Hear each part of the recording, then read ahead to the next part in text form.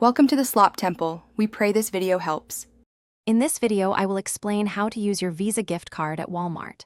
First, it is crucial to know your exact balance. You can usually find this on the card issuer's website. Many cards require online registration, which is essential for certain purchases or if you need to use a partial amount. Make sure you have the card number, expiration date, and 3-digit security code readily available. Knowing these details will make your shopping trip much easier. When shopping in a Walmart store, simply swipe your Visa gift card at the point-of-sale terminal. Select Credit when prompted, even though it is a gift card. If your purchase is less than or equal to the card's balance, the transaction should complete smoothly.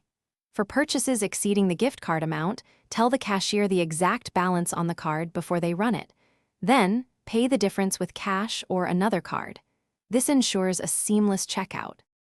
For online purchases at Walmart.com, treat your Visa gift card like a regular credit card at checkout. Input the 16-digit card number, the expiration date, and the 3-digit security code. If your card is not registered with a specific address, use your primary billing address for the transaction.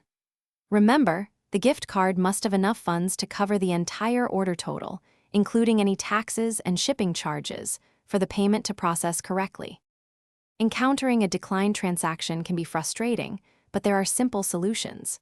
First, double-check your balance and ensure your card is registered, especially for online shopping. Always select Credit at the payment terminal, as most Visa gift cards do not have a personal identification number. If an online purchase fails, it might be due to insufficient funds to cover the entire order. Try splitting the payment or using a card for the full amount. Thanks for watching. Consider subscribing if we helped you.